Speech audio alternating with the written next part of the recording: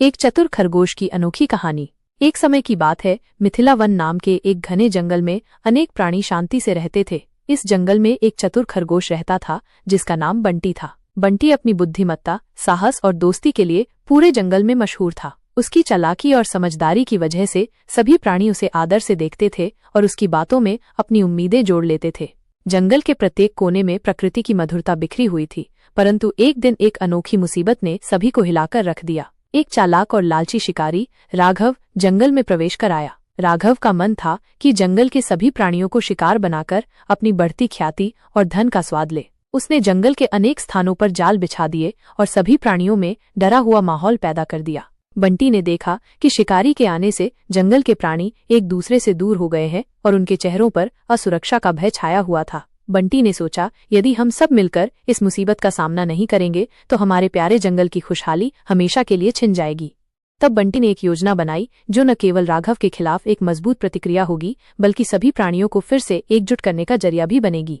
सुबह के पहले प्रकाश के साथ ही बंटी ने जंगल के सभी प्रमुख प्राणी शेर राजा, हिरन राजू, गिलहरी गुड़िया और बंदर बिट्टू को एक विशेष सभा में बुलाया। सभी ने शिकारी के डर से अपनी सुरक्षा की चिंता व्यक्त की, पर बंटी ने उन्हें आश्वासन दिया, हमारे पास दिमाग की शक्ति है और अगर हम एकजुट होकर काम करें तो कोई भी दुश्मन हमारा सम्मान नहीं तोड़ सकता।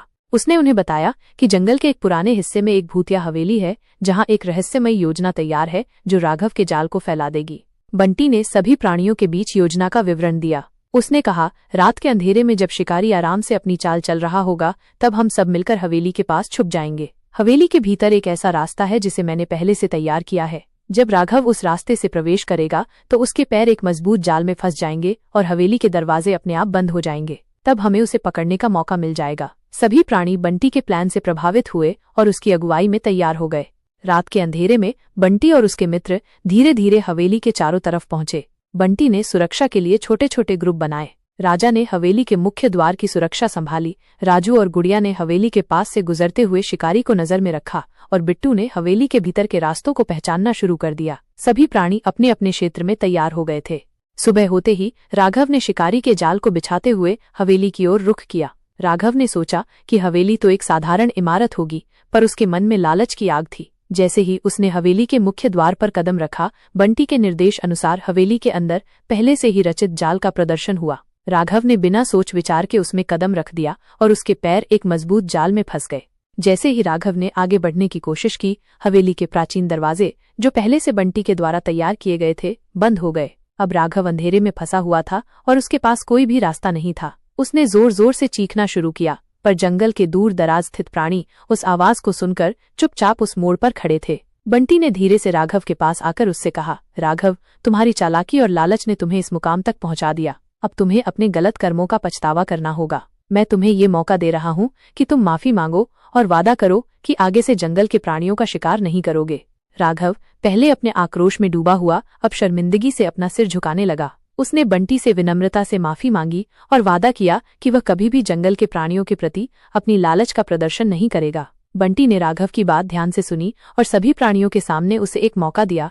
आज से तुम अपने कर्मों का पछतावा करो और जंगल में शांति स्थापित करो। हमारा जंगल एक साथ मिलकर ही आगे बढ़ सकता है। उस दिन के बाद जंगल के सभी प्राणी बंटी के साहस और चतुराई के प्रशंसक हो गए। बंटी की योजना ने सबको ये सिखाया कि दिमाग की शक्ति और एकजुट रहने से हर मुश्किल का सामना किया जा सकता है। जंगल में फिर से एक नई उमंग जगी। सभी प्राणी, चाहे वे बड़े हो या छोटे, एक दूसरे के साथ अपना समय बिताने लगे, एक दूसरे की मदद करने लगे और शिकारी राघव को उसके गलत कर्मों से दूर रहने का संकल्प लिया। कुछ समय बाद एक अन्य मुसीबत ने जंगल को झंकार दिया। एक तीखी बीमारी ने जंगल के कई प्राणियों को प्रभावित करना शुरू कर दिया। सभी प्राणी अपने अपने घरों में बंद हो गए और जंगल में घबराहट का माहौल छा गया। बंटी ने देखा कि ये बीमारी किसी शिकारी के जैसे दिखावा नहीं, बल्कि प्रकृति की तरफ से एक चेतावनी थी जिसमें सभी प्राणियों को एकजुट होकर लड़ना था। बंटी ने सभी प्राणियों को फिर से इकट्ठा किया और कहा, ये बीमारी हमें ये याद दिलाती है कि हमारा जीवन सिर्फ एक दूसरे के साथ ही सुरक्षित है। अगर हम एक दूसरे का सहारा नहीं बनेंगे तो हमारी सुरक्षा में दरार आ जाएगी। आओ हम सब मिलकर इस बीमारी से निपटने का एक प्लान बनाएं। बंटी के निर्देश में सभी प्राणियों ने मिलकर अपने जंगल के कोने कोने को साफ सुथरा किया, स्वास्थ्य के लिए प्राकृतिक उपचार अपनाए और एक दूसरे के साथ मिलकर बीमारी से लड़ने लगे। धीरे धीरे बंटी के प्रचार और एकजुट रहने के कारण जंगल में बीमारी का प्रभाव कम होने लगा।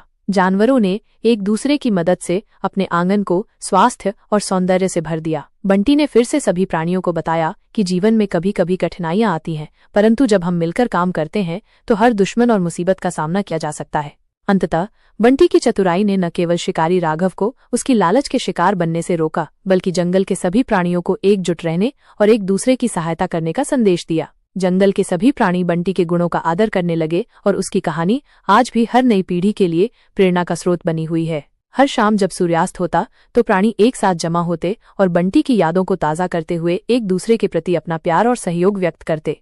बंटी ने सभी को यही सीख दी कि दिमाग और सहयोग से जीवन की हर कठिनाई को पार किया जा सकता है। उसकी अनोखी योजना और साहस की कहानी ने सबको याद दिलाया कि जीवन में समस्याएं आएंगी, लेकिन एकजुट होकर उनका सामना करना ही हमारी सबसे बड़ी शक्ति है। आज भी जब जंगल के प्राणी एक साथ खेलते हैं और मुसीबत का सामना करते हुए अपना विश्वास बनाए रखते हैं, तो उनके दिल में बंटी का नाम हमेशा एक मिसाल के रूप में गूंजता है।